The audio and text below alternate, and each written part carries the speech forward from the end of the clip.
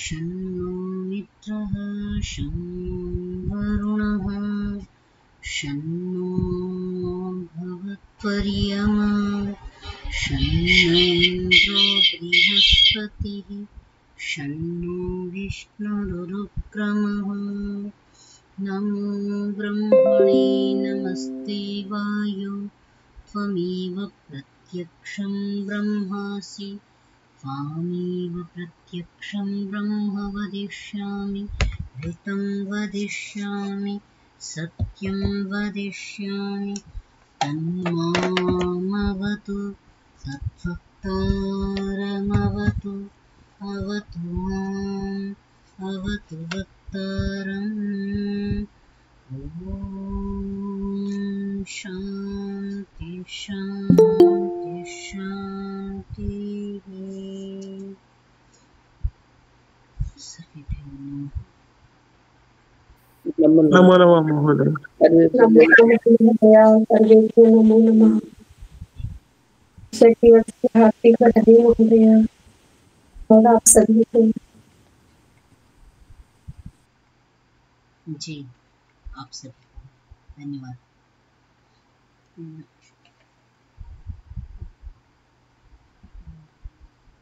ठीक है,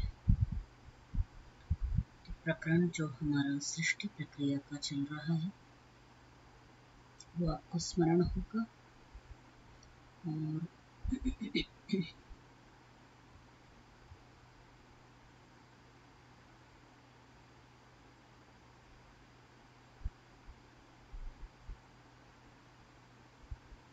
हमने अश्वमेध की चर्चा की। अश्वमेध याग के माध्यम से उसका जो शरीर है वैसे ही ब्रह्म का शरीर है।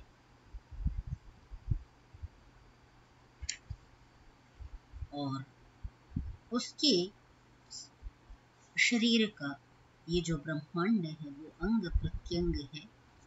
इस प्रकार हमने अंतिम चर्चा यहाँ तक की थी। उसके आगे देखते हैं।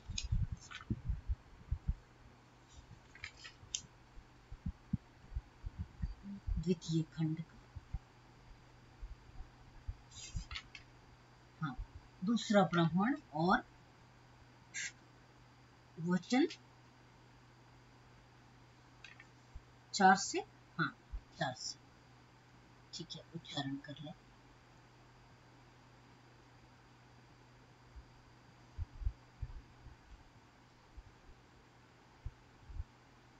आज का चरण काम कर रहे हैं।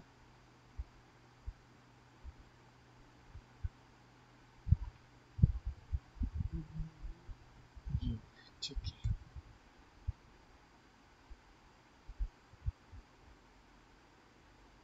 नीमा जी कर रहे हैं। जी महोदय, पूरा 4 से हाँ जी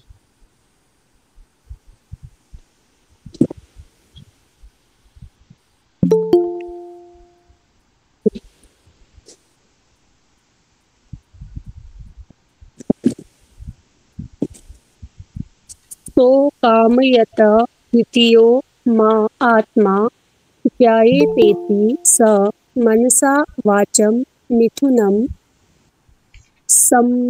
समभव दशनाया मृत्युस्तद्यद्रेत आसीत्स संवत्सरो भवत् नः पुरा ततः संवत्सर आस तमेतावन्तं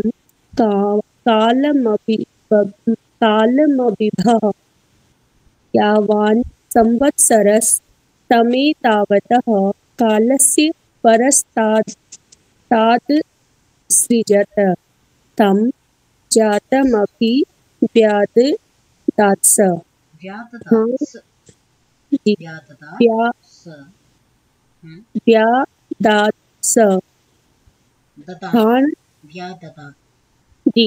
व्याददात्स भाण करोत्सैव वाग्भवत्।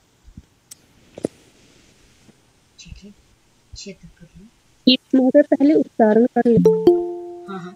स एकशत यदि वा इम इममभिमं मभिमं के कनीयोन्नं करिष्य इति स तया वाचा तेनात्मनेदं सर्वमसृजत यदिदं किञ्च किञ्चर्चो यजुंसि सामानि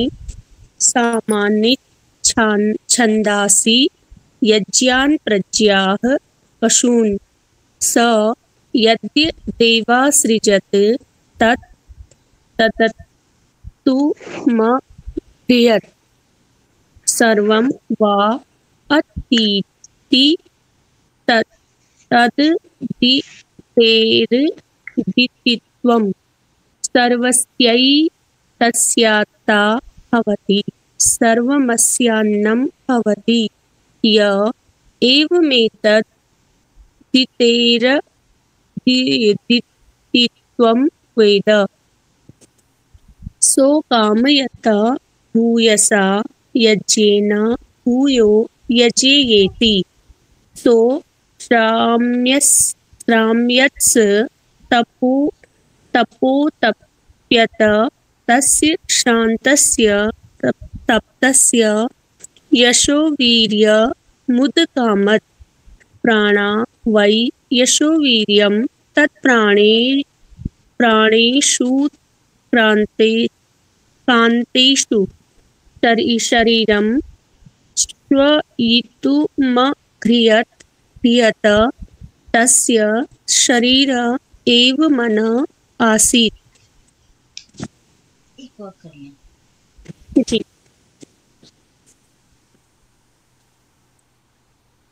सो कामयत मेध्यं म इदं स्यादात्मन्यनेन स्यामिति ततोष्वः संभवत्य ददस्वतन्मेध्यमभूदिति तदेवाश्वमेधस्याश्वमेधत्वम् एष ह वा अश्वमेधं वेद य यन्मेवं वेद तमन्वरुध्यैवामन्यत तं संवत्सरस्य परस्तादात्मन आलभत पशून् देवताभ्यः प्रत्यौहत तस्मात् सर्वदेवत्यं प्रोक्षितं प्राजापत्यमालभन्ते एष ह वा अश्वमेधो य एष तपति तस्य संवत्सर आत्मायमग्निरर्कस्तस्येमे लोका आत्मानस्तावेतावर्काश्वमेधौ सो पुनरेकैव देवता भवति मृत्युरेवाप पुनर्मृत्युं जयति नैनं मृत्युराप्नोति मृत्युरस्यात्मा भवत्येतासां देवतानामेको भवति। ठीक है। सो अकामयत द्वितीयो आत्मा जायेत इति उसने फिर कामना की, चिंतन किया, तप किया और भूयस द्वितीयो आत्मा जायेत इति पुनः तप करने के पश्चात उसने चिंतन किया क्या कि मेरी दूसरा भी शरीर हो जाए। पहला उसने क्या किया, कारण शरीर जो तत्व थे उनसे आपह तत्वों का सृजन किया था। आपह से जल अर्क अर्क तत्व की चर्चा की थी, है ना। और संभवतः इसको, मतलब मैं कहती हूँ कि इसको यदि हम जल शब्द ऐसा कह रहे हैं तो वो भी भ्रम उत्पन्न कर रहा है ना। तो आपह जल नामक है ही नहीं यहाँ पर वस्तुतः। आपह जल ऐसा कहना नहीं चाहिए उसके लिए, क्योंकि ये भ्रम को उत्पन्न कर रहा है कि पंच महाभूतों की उत्पत्ति हो गई। अभी तो कारणभूत जो तत्व हैं उनमें गति हुई, गति होने के बाद जो सृजन हो रहा है वो कारण भूत प्रकृति कार्य रूप में जब विकृति को प्राप्त हो रही है उसकी बात कही गई है, ठीक है। अब वो अर्क पद, किसी ने जल कहा, किसी ने अग्नि कहा, कोई उसे महतत्व भी कह सकता है। यदि चिंतन करें तो वो महतत्व भी हो सकता है। जहां महत से अहंकार, अहंकार से पंच तन्मात्राओं की ओर सांख्य इंगित करता है, तो कारण रूप जो प्रकृति है उसके अणुओं में गति, घर्षण होना और उस प्रकृति का निर्माण होना, ठीक है। तीनों लोकों का निर्माण हुआ, तीनों लोकों की चर्चा कर दी कि 3 प्रकार की अग्नियां बनी, पृथ्वी, अग्नि, वायु और आदित्य, तीनों का निर्माण हो गया। तो अर्क के पश्चात हुआ, है ना, अर्क से हुआ। तो ये एक बार जो चिंतन है बहुत गहरा, गंभीर शोध का विषय है। बड़ी सारी बातें उस सूत्र के अंदर समाहित हैं। जितने पक्ष से चिंतन कीजिए अलग अलग बात, नया कोई चिंतन उसके साथ जोड़ करके आता है। तो तीनों लोकों की जब अग्नियों का निर्माण हो गया, है ना, उस पर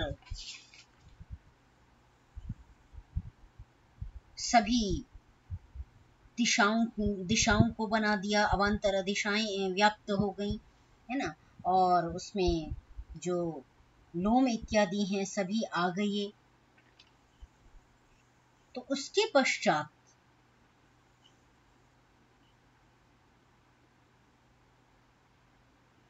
यही चर्चा की थी ना, लोम इत्यादि की चर्चा यहाँ कर चुके थे ना इससे पहले। कर चुके महोदय। ठीक है। म आत्मा, जी, म आत्मा, म इसका मतलब क्या? माँ इसका मतलब कहाँ पर माँ आया है? सो कामयत द्वितीयो म आत्मा, मैं आत्मा, मैं मेरी, वो संधि में माँ हो गया। मम आत्मा, हाँ नहीं, मैं, मम आत्मा नहीं है, मम में भी बनता है षष्ठी में और मम भी बनता है। तो 2 पद बनते हैं, मम और में। हाँ हाँ, मम में आवयोः नौ अस्माकं नः, मम में, हाँ वो में पद है। और वो चूंकि स्वर परे आ गया तो उसको स्वर के कारण उसका लोप हुआ। हाँ, अच हो गया, लोप आय हो गया, आय को फिर लोप शाकल्य से वो यकार वकार का शाकल्याचारी के मत में लोप हो गया। तो माँ आत्मा ऐसा पद रहेगी, मेरी आत्मा। ठीक है। पहले उसका जो शरीर की कल्पना कर ली, वो सब बन गया। बनने के बाद ना तीन सभी लोक बन गए। लोक में दिशाएं, अवंतर दिशाएं, पूछ इत्यादि चर्चा कर ली कि किस प्रकार उसका पूरा शरीर की। तो ये पूरा शरीर निर्माण के पश्चात ना जब सब कुछ बन जाता है तब प्राणी वर्ग का उदय होता है। बार बार उपनिषद इस बात को रखती है और मैंने पहले भी कहा था, परम पिता परमात्मा जो सबका पिता है, जो दयालु है, पालक है, पालनहारा है, वो जब सब व्यवस्थाएं कर लेता है तब मनुष्य को जन्म देता है। तो सब व्यवस्थाएं पहले कर ली उसने, और व्यवस्थाएं करने के पश्चात उसने कहा कि मैं भाई, पहले भूख थी, मृत्यु, तो प्रलय हुई, अब भूख किसकी है कि उससे आगे कुछ करूं, भाई सब कुछ समाप्त तो हो गया। तो पुनः सर्जन किया, सर्जन की प्रक्रिया बता दी। ये अलंकारिक चल रहा है, तो भूख इत्यादि शब्द जो है वो उसको इसी रूप में ले जिस तरह शास्त्र कह रहा है। ठीक है, तो अलंकार है, अलंकार को अलंकार की तरह ही समझेंगे। फिर कि स मनसा वाचम मिथुनम समभवत, वह मन के साथ वाणी का ये दोनों उत्पन्न हुए, अर्थात प्राणी वर्ग उत्पन्न हुआ जो इसके पास मन था और वाणी से संयुक्त मन था, या मन से संयुक्त वाणी थी। ठीक है, मन से संयुक्त वाणी जो थी, मिथुन शब्द संयोग के लिए, दोनों की योग के लिए प्रयोग किया गया है, तो इसलिए मन से संयुक्त जो वाणी थी वो उत्पन्न हुई। अशनाया मृत्यु तद्यत् रेतः आसीत् स संवत्सरः अभवत्। अब जो अशनाया मृत्यु थी, जो भूखी मृत्यु थी, उसके विषय में कहा कि अब जब उसको कुछ नहीं, भाई शरीर तो उसने बना लिया, अब शरीर का उपभोग करना उसके लिए कोई चाहिए, तो वो दूसरा आत्मा अर्थात चेतन जगत की उत्पत्ति को वह करेगा। तो इसीलिए बड़ी स्पष्टता से शास्त्रकार इस बात को कहते हैं, या शास्त्रों में जहां परस्पर चिंतन किया जाता है वहां कहते हैं कि परमात्मा का कुछ ऐसा मानते हैं कि भाई हम तो परमात्मा के अंश हैं, तो अंश अंशी भाव यदि स्वीकार करते हैं तो दोष इस प्रकार आ जाता है कि आत्मा, भाई जड़ जगत भी तो उसी का आत्मा है, तो जड़ जगत भी उसका क्या हो गया, अंश अंशी भाव की कल्पना वहां भी होने लग जाएगी। इस कारण से अंश अंशी भाव का जो योजन है वो यहाँ पर संयुक्त नहीं होता है। तो जो जड़ प्रकृति थी, जो केवल सत्ता मात्र है, जो कारण से कार्य रूप में परिणत हुई है, वह जो प्रकृति है उसका परमात्मा निमित्त कारण बनता है। साधारण कारण, जैसे न्याय दर्शन वैशेषिक में आप देखते हैं, उदाहरण देते हैं, जैसे चाक दंड इत्यादि न हो, है ना, सूर्य की गर्मी न हो तो भी वो नहीं बन सकता, घट नहीं बन सकता, मिट्टी नहीं हो तो भी घट नहीं बन सकता, और मिट्टी भी उपस्थित हो, चाक दंड इत्यादि भी उपस्थित हो, और उसका बनाने वाला जो कुम्हार है वो उपस्थित न हो, तो भी घट का निर्माण नहीं हो सकता। तो जो कुम्हार है वो कुम्हार यहाँ पर सृष्टि उत्पत्ति प्रक्रिया में ब्रह्म है, और मिट्टी इत्यादि उसने अपने शरीर से सृजित नहीं किए। कुम्हार ने मिट्टी को लिया, तो मिट्टी क्या है, वही कारण है ना। तो इस प्रकार निमित्त कारण और उपादान कारण, जो ये अलग अलग, ये साधारण कारण, उपादान कारण और निमित्त कारण, ये तीनों बन जाते हैं, है ना। तो तीनों को अलग अलग फिर हम देखते हैं उसी प्रकार। तो यहाँ भी दूसरा आत्मा सृजन किया, तो चूंकि ये सारी बात एक अलंकार के रूप में कह रहे हैं, तो अपने उसने दूसरा जो चिंतन किया उसको समभवत, उसको प्रकट किया। अशनाया मृत्यु, जो भूखी मृत्यु थी, उसने भी फिर कुछ और बनाने की कल्पना की, तो तद्यत् रेतः आसीत्, जो उसका वीर्य था वह संवत्सर हो गया, अर्थात जब काल का निर्माण हुआ तो उसमें जो उत्पन्न होने वाली वाणी और मन से जीव थी वो परमात्मा से उत्पन्न हुई। इसी आधार पर हम कहते हैं कि प्रथम प्रजापति परमात्मा वो हमारा पिता है, पिताओं का भी पिता है। ठीक है। नाह पुरा ततः संवत्सरः आस तम एतावन्तं कालम अभिभः। क्या कहा कि वह जो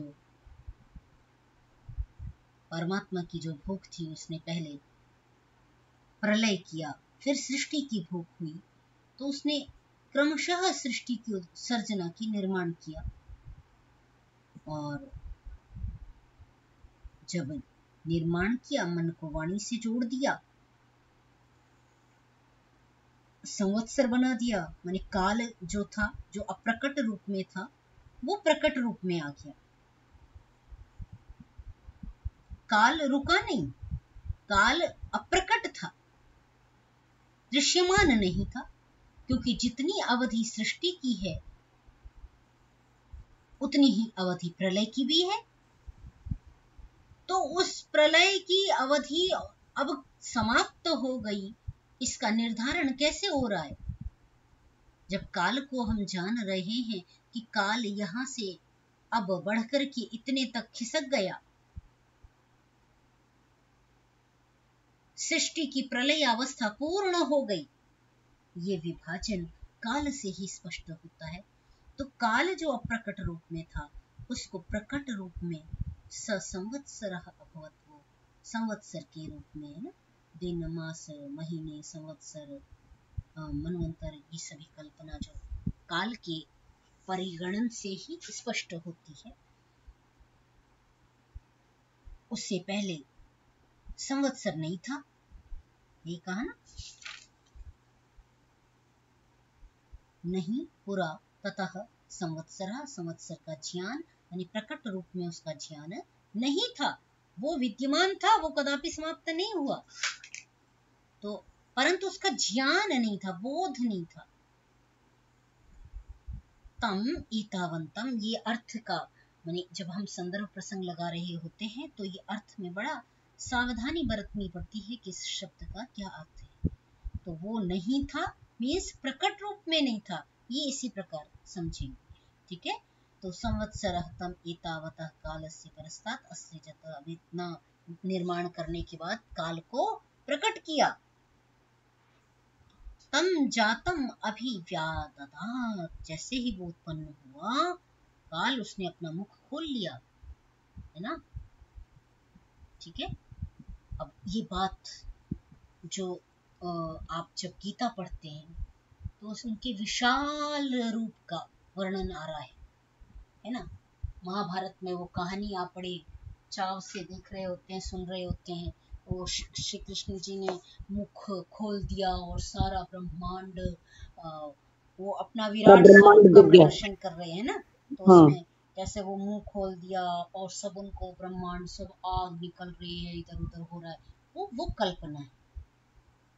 वस्तुतः गीता जो है ब्रह्म का वर्णन कर रही है, जिसको हम समझ नहीं पाते। भगवान श्री कृष्ण बहुत बड़े योगी पुरुष हैं। हमने बार बार जब अभी गीता को पढ़ा तो इन चीजों को समझा है, गहराई से समझा, क्योंकि 2 से 3 बार हमने गीता का आलोडन किया, तो वो चीजें स्पष्ट होती हैं उसमें कि वो विराट उसका जो शरीर है ना। और फिर वहां कह रहे हैं ले ली से ग्रसमाना समन्ता, सब कुछ जैसे ग्रस लेगा, अपने अंदर समा लेगा, ये जो बात वहां आती है ना, ले ली से ग्रसमाना समन्ता, और जो श्लोक वहां पर है काल से संबंधित, वो यही कल्पना है जो यहाँ पर कही जा रही है। वहां भी ब्रह्मांड के इसी परब्रह्म के इसी विराट स्वरूप की चर्चा है जो यहाँ पर उसका दिखाया गया है। परंतु जैसे जैसे लोग क्रमशः लोगों की समझने का स्तर कम होता गया, वैसे वैसे जो हमारे पूर्वज थे उन्होंने भाषा को सरल किया, भाषा को अलंकृत किया, अलंकार रूप में समझाया, परंतु समझाने का शास्त्र को निरंतर प्रयास रखा। पहले लोग वेदों को श्रवण मात्र से याद करते थे, और याद ही नहीं करते थे, उसको समझ जाते थे, उसके अर्थ को समझ जाते थे। क्रमशः श्रुति परंपरा विच्छिन्न हुई। वेद का एक नाम श्रुति क्यों है? श्रुति स्मृति सदाचारः, मनुस्मृति में कहते हैं मनु महाराज, श्रुति स्मृति सदाचारः स्वस्य च प्रियमात्मनः एतत् चतुर्विधं प्राहुः साक्षात् धर्मस्य अक्षर कर्म लक्षणम्। से लक्षणम। है ना? तो ये जो कही श्रुति, श्रुति नाम से कहा गया, फिर स्मरण कर करके उसको जाना गया, स्मरण के आधार पे उसको समझा गया, फिर भूलने लग गए तो फिर शास्त्रों का लेखन परंपरा आई। आज रोट लर्निंग करके इतना चिल्लाते हैं, आजकल सारे विद्वान बनते हैं कि भाई रोट लर्निंग खत्म करना है, लो रोट लर्निंग कम करो, रोट लर्निंग खत्म करो। 21st सेंचुरी जो अब आ रही है ना, बच्चे वैसे ही नहीं लिखना चाहते। आप देखेंगे जहां आप कॉपियां भर लेते थे, आज अब धीमे धीमे उसी की ओर लौट रहे हैं।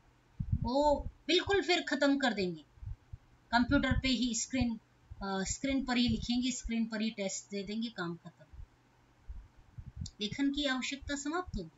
लेखन कौशल, लेखन क्रिया कहाँ पर आई? जहां पर चीजें स्मरण रखने योग्य नहीं रही, लोगों ने परंपरा पीढ़ी दर पीढ़ी जब उसको ट्रांसफर नहीं किया, करने का सामर्थ्य जब नहीं रख पाए, तो वो लेखन कौशल का विकास हुआ। ग्रंथों को लिख करके हमारे पूर्वजों ने संकलित किया, हम तक पहुंचाया, उसको जीवित रखा, तो वो लेखन कला विस्तृत हुई। और लेखन कला में भी जब कठिन नहीं समझे गए, अर्थात ब्राह्मण ग्रंथ, श्रौत आरण्यक ग्रंथ, उपवेद इत्यादि जो भी शास्त्र की जो ग्रंथ लिखे गए, उनको जब समझने में व्यक्ति ने सामर्थ्य महसूस किया, सामर्थ्यशाली नहीं रहा, तो परंपरा धीमे धीमे फिर सरल ग्रंथों का निर्माण हुआ। तो गीता भी उन ग्रंथों में एक ग्रंथ है जो बहुत सरलता से बात को रखती है। क्योंकि ये किस आधार पे मैंने कहा, आप जब 8वां अध्याय गीता का पढ़ते हैं तो वहां ओम इत्येकाक्षरं ब्रह्म है ना, जो 7 प्रश्न है उनमें एक प्रश्न है, उसका उत्तर देते हुए ब्रह्म को बता रहे हैं। तो फिर आगे ही 8वां है, फिर 9वां 10वां 11वें में ये चिंतन है विराट स्वरूप का। तो वो क्रमशः यदि पूर्व प्रसंग यदि जोड़ेंगी तो आपको वो बातें समझ में आ सकती हैं। उस आधार पे वो विराट स्वरूप यही वाला कहा गया है। भगवान श्री कृष्ण का विराट स्वरूप नहीं है, वो परब्रह्म का विराट स्वरूप है, जिसे वो ओम इत्येकाक्षरं ब्रह्म इस नाम से स्पष्ट कर रहे हैं। और बार बार सर्वे वेदा पदमामनन्ति ऐसा करके वो श्लोक भी कहा, और भी वहां पर पद आए हैं, तो वो सभी स्पष्ट करते हैं कि वो बात है। फिर अलंकार में कही गई, किस लिए? क्योंकि कठिन बात को समझाने के लिए अलंकार करना पड़ता है।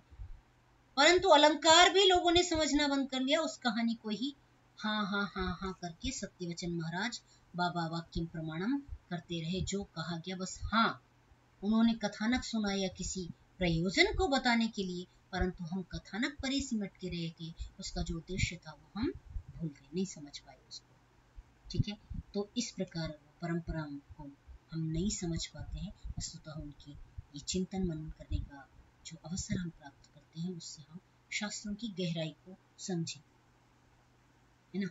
ठीक है, तो वापस यहाँ लौट आए। नह पुरा ततः संवत्सरः आस तम एतावन्तं कालम अभिभः लेलीह शीघ्र समानः प्रकरण पर मैं वहां पर तक आपको लेकर के गई बताने के लिए। वहां पर काल का तो बार बार इसी तरह आता है कि बड़ी बड़ी जिफाएं खुली हुई हैं, है ना, ऐसे करके यदि गीता को याद करिए, बहुत सारे श्लोक हैं काल को लेकर के इसी प्रकरण में। कैसा कैसा है उसका स्वरूप भी बीभत्स, उसका जो उसकी जो ज्वालाएं हैं उनका वर्णन किया हुआ है, वो सब कुछ अपने अंदर रख लेती है। वही बात यहाँ कही जा रही है कि वो जो काल है जिसको धारण किया था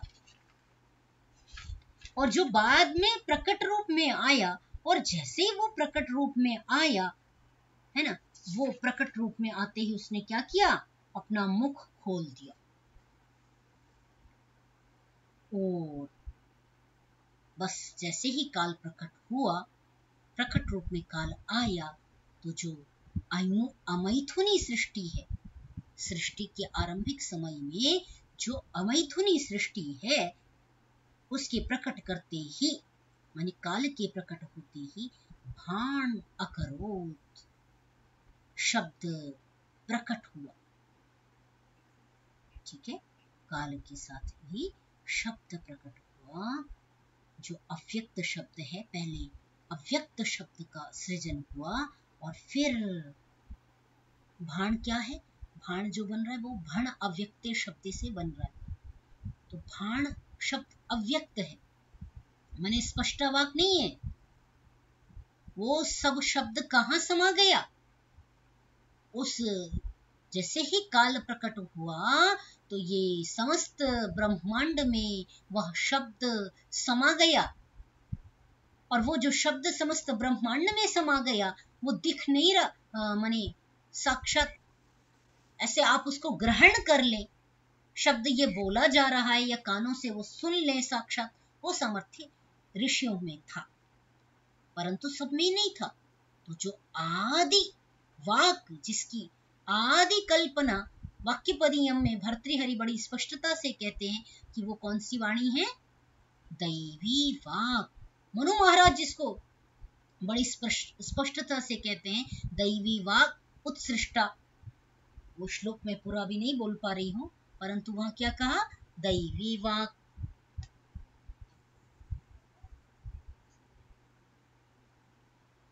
ठीक है, और इसी तरह वेद में भी आया, दैवीं वाचं अजनयन्त देवाः। दैवी वाणी को देवों ने प्रकट किया, देवों ने दैवी वाणी को प्रकट किया। इधर से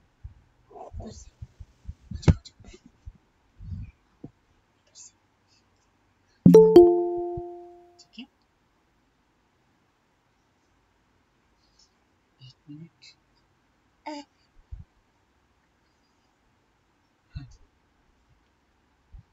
तो दैवी वाक जो है वो व्यक्त नहीं है। मैं इसको समझाना चाह रही हूँ, एक चीज, बस इस चीज को आप समझ लेंगे तो आगे बढ़ जाएंगे। जब वाक दैवी स्तर पर है तो वो प्रकट रूप में नहीं है। वो मैं कहती हूँ ना कि जैसे आइंस्टाइन ने सेब से देख करके उसके मन में जो ऊहा हो गई, उसने उस ज्ञान को कैसे ग्रहण कर लिया, या जो साइंटिस्ट इन्वेंशन करते हैं, नया चिंतन कर लेते हैं, वो क्या करते हैं, ऊह करते हैं, ऊहा करते हैं। कहां पर, मस्तिष्क में, और नया विचार चिंतित सामने आ जाता है, प्रकट हो जाता है। तो परमात्मा ने भी जो अव्यक्त वाणी थी वो दैवी वाणी थी, जो प्रथम जिसका जो प्रकट हुई वो अव्यक्त थी, अप्रकट थी। अव्यक्त कहने का मतलब साक्षात सुनने योग्य नहीं थी परंतु ग्रहण करने योग्य थी। ठीक है, दोनों में अंतर हो गया, स्पष्ट कर पा रहे हैं। बोला वो कानों से श्रवण करके ग्रहण किया तो वो प्रकट वाक है, व्यक्ता वाक उसे कहा जाता है। जो कानों से सुन करके ग्रहण न की जाए वो अव्यक्ता वाक है, वो दैवी वाक है। तो उसका उस वाणी को वो भाण रूप में थी, फिर भाण रूप से उस वाणी को क्या कहा आगे,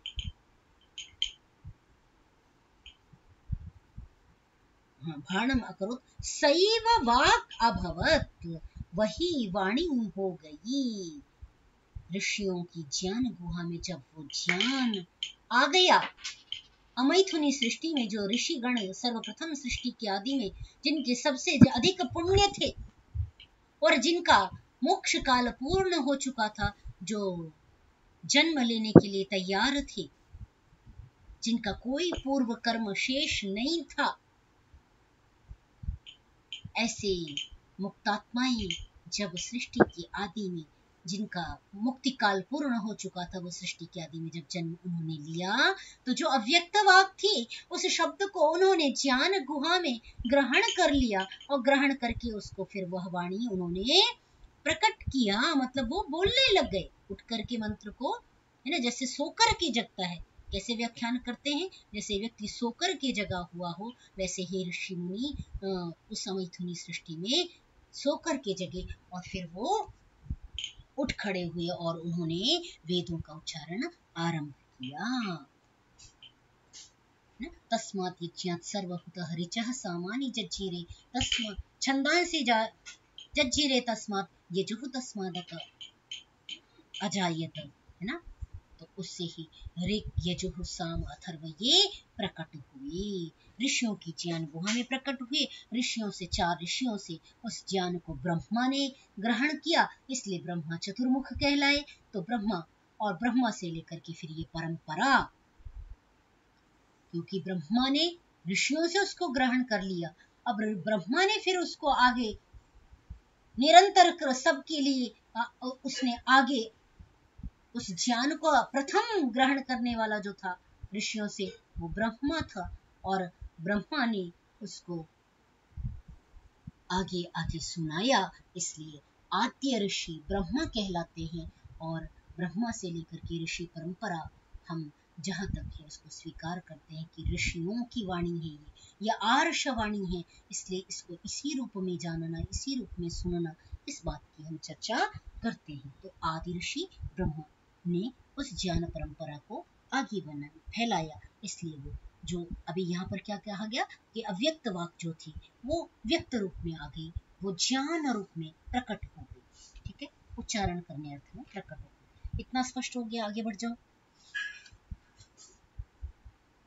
यहाँ कोई प्रश्न तो नहीं है?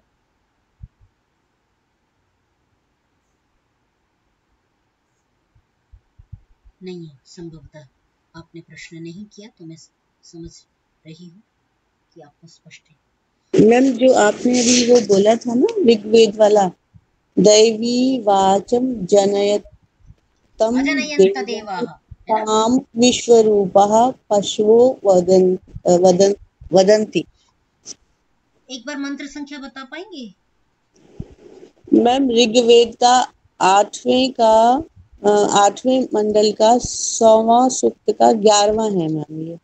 अच्छा, देखिए यहाँ अश्वमेध भी चर्चा की जा रही है। बड़ा आपने तुरंत निकाल लिया, बड़ा अच्छा काम किया।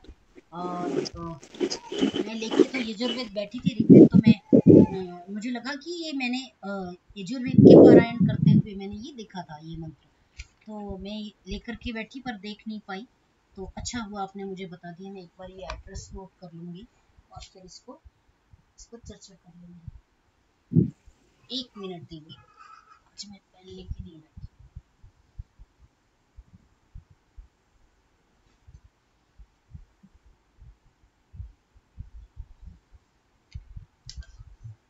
ऋग्वेद का 10वां मंडल, मैम 8वें मंडल का 100वां सूक्त का 11वां मंत्र। 8वें मंडल का 100वें सूक्त का 11वां मंत्र। बड़ी अच्छी बात बताई है, आप भी नोट कर सकते हैं।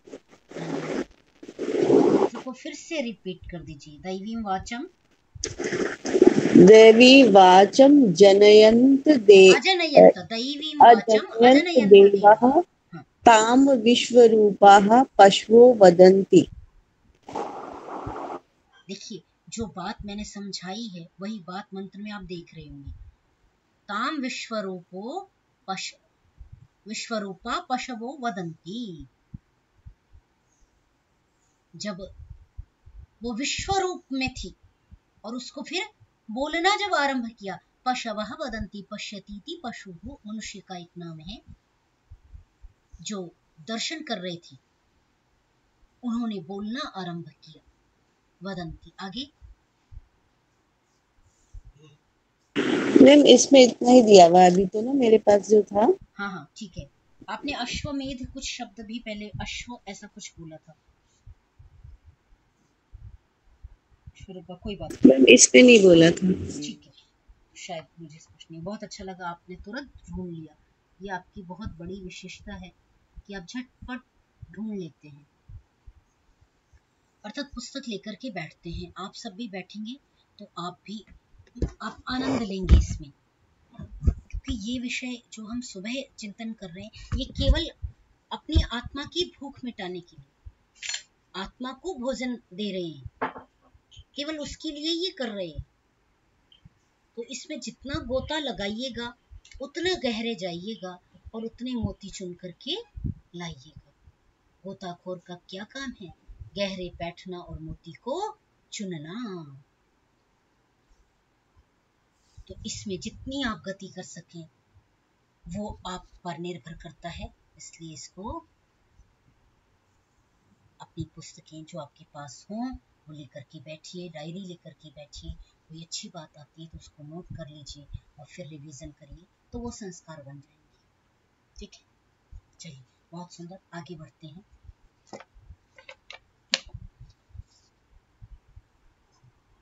स ऐक्षत यदि वा इमम् अभिमंस्ये, आगे बढ़ाना है। अच्छा,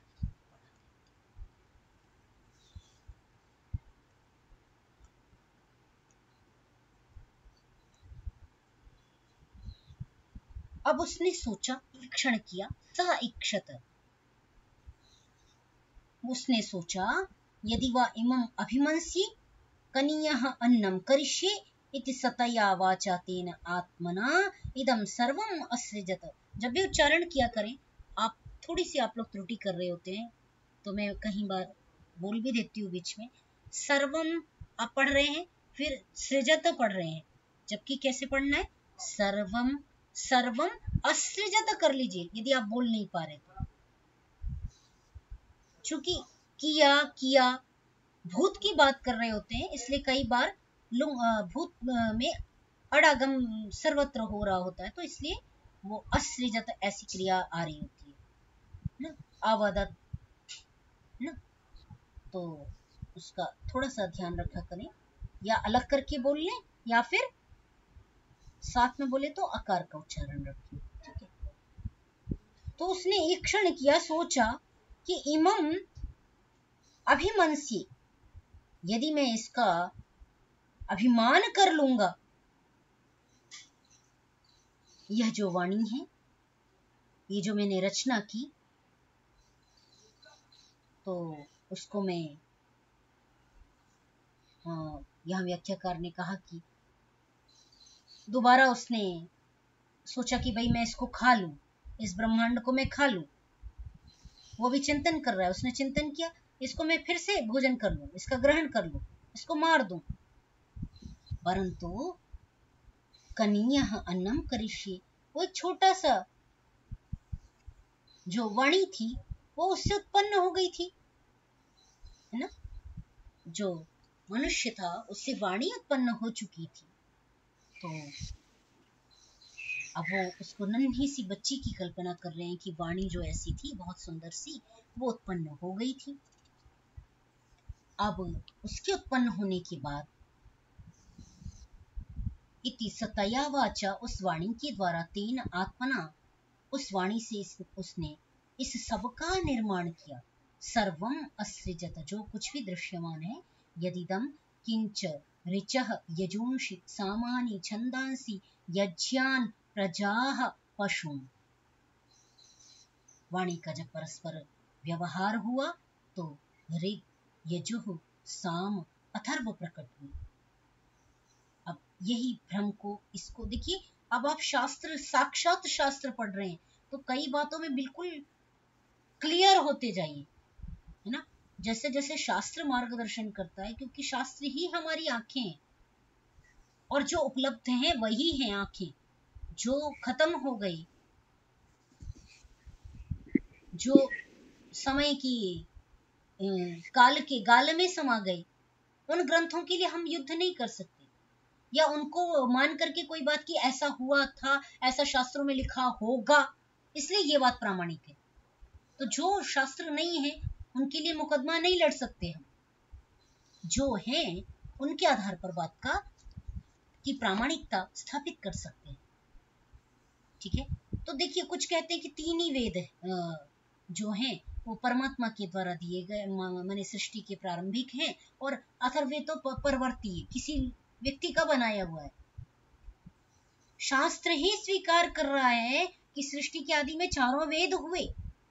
किम चर्चः, ऋग्वेद, यजुर्वेद, सामवेद, अथर्ववेद। तो ये अंतर करना आना चाहिए, विद्याएं तीन हैं, है ना। ठीक है, उस आधार पे त्रयी विद्या की बात की जाती है। त्रयी विद्या केवल 3 वेद की बात नहीं करता, चारों वेदों में जो त्रयी विद्या है, ज्ञान कर्म और उपासना की जो बात है, जिसे हमने छांदोग्य उपनिषद में पीछे पलटकर, जिन्होंने पीछे स्वाध्याय किया है अवश्य पलट करके देखेंगे, मैंने ये अध्ययन में करा चुकी हूँ। भू भुवः स्वः, तीन व्याहृतियों को दुहा, किससे दुहा? वेदों से दुहा। और उन वेदों के सार रूप क्या प्रकट हुआ? भूः भुवः स्वः, ज्ञान कर्म उपासना। तो चारों वेदों से त्रयी विद्या की उत्पत्ति मानी जाती है। इसको स्पष्टता से समझिए और अंतर करिए। ठीक है, आगे बढ़ रही हूँ। इसी से यज्ञ उत्पन्न हुए, प्रजा पशु इत्यादि सभी उस वाणी के व्यवहार के द्वारा ही आगे मैथुनी सृष्टि की गति होने लग गई। प्रजाएं, प्रजा शब्द का व्यवहार कर लिया तो मतलब वो मैथुनी सृष्टि आरंभ हो गई। जब वाणी का व्यवहार हुआ, परस्पर वर्ण किया गया कि तुम मेरे योग्य, तो फिर मैथुनी सृष्टि की उत्पत्ति हो गई। ठीक है,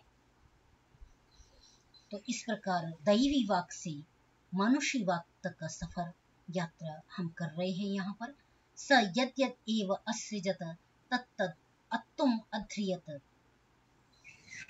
उसने जो जो सृजित किया, जो जो बनाया, ठीक है, जो पहले से था उसकी बात नहीं की, जो बनाया उसकी बात कर रहे हैं कि उसने जो जो बनाया, यद यद एव असृजत तत्तत् अत्तुम अध्रियत, उस सबको वो खाने के लिए दौड़ा। खाया किसको जा सकता है? जो अनित्य है, जो बनाया गया है, जो निर्माण हुआ है, उसका विनाश संभव था, परंतु जो पहले था, जो कारण रूप था, जो नित्य था, वो वैसा ही रहेगा, वो नष्ट नहीं होगा। अच्छा, समय हो गया तो ये पूरा करके हम कर लेते हैं, थोड़ा सा रह रहा है। सर्वम वा अत्तिति, वो सब कुछ खा जाता है। अत्ति अदभक्षणे धातु से बनाते हैं ना, अत्ति अत्ति अत्तः अदंति, तो वो सब कुछ खा जाता है, इसलिए उसका एक नाम आदिति, आदिति नाम सब कुछ खाने के कारण से वो आदिति है। और यही आदिति का अदितिपना है, अदितित्वम, अदितेः अदितित्वम, यही अदिति का अदितिपना है कि वो सर्वस्य एतस्य अत्ता, जो कुछ भी सृजित हुआ है इस ब्रह्मांड में वो शाश्वत नहीं है, सनातन नहीं है। जो कोई भी आया वो जाएगा, वो नष्ट होगा। तो सृष्टि जो बनी वो प्रलय को प्राप्त होगी, इसलिए वो इस सब का अत्ता होने के कारण से ही वो अदिति है। अदिति का एक अर्थ हम और भी करते हैं, कभी भी खंडित न होने वाला अखंड परमात्मा, हर काल हर स्थिति में समान रहने वाला वो अदिति है। जब हम कहते हैं ना दो अवखंडने से जब बनाते हैं धातु, दो अवखंडने दिति बनाते हैं, और फिर दितिरेव दैत्यः या आदितिरेव, वहां पे दिति से भी बता सकते हैं, या दिति न दिति ही अदिति ही, ऐसा हम व्याकरण में जब कर रहे होते हैं तो वो सूत्र है ना, दित्य दित्यादित्य प्रत्युत्तर पदान्यः, उससे आदित्य शब्द बनाते हैं। तो वहां पर दिति और अदिति दोनों शब्द पढ़े गए। तो दिति से भी बन सकता है दैत्यः, न दैत्यः आदित्य, ऐसा नहीं बनेगा। अदितिरेव आदित्य हण्य करके हम बनाएंगे, पहले न दिति है अदिति ही करेंगे, और अदितिरेव आदित्य, अदिति ही आदित्य है। दिति माने खंडित होना, न खंडित होना, अदिति अखंडित रहना, और अदिति ही आदित्य है, ऐसा व्याकरण में आता है।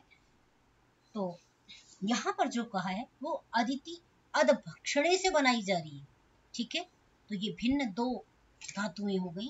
जब अदभक्षणे से बनाए तो अर्थ क्या हुआ? सब कुछ अपने अंदर समा लेने वाला, खा लेने वाला। सर्वम अस्य अन्नम भवति य एवं एतद इतर अदितेः अदितित्वं वेद, जो इस प्रकार, एवं एतत् अदितेः अदितित्वं वेद, जो इस प्रकार अदिति का अदितित्व, उसका प्रलय रूप जानता है, उसका पालन रूप जानता है, उसका संहार रूप जो जानता है, वो इससे पार होने का प्रयास हमारे जैसे लोग आज की भाषा में करते हैं, और जो आकर के नहीं समझते वो उपभोग है ना, अलग अलग शब्दों में कहा, उनके लिए ये सृष्टि केवल वाजी और वाजी रह जाती है। जो उसके इस अदिति के अदितित्व को जानते हैं, वो हेय रूप को, अर्थात हय रूप को, अश्वमेध के हय रूप को ग्रहण कर लेते हैं। ठीक है, ये आप पढ़ चुके हैं, उसी को मैं शब्दों में अभी कल परसों की जो विगत कक्षा रही उसमें ये आपने चिंतन किया था, दूसरी तीसरी कक्षा में बृहदारण्यक की, है ना। तो हय रूप के साथ हम चले, ऐसा प्रतिपल पल प्रतिपल प्रयास करना है। आज के लिए इतना ही। ओम शांति।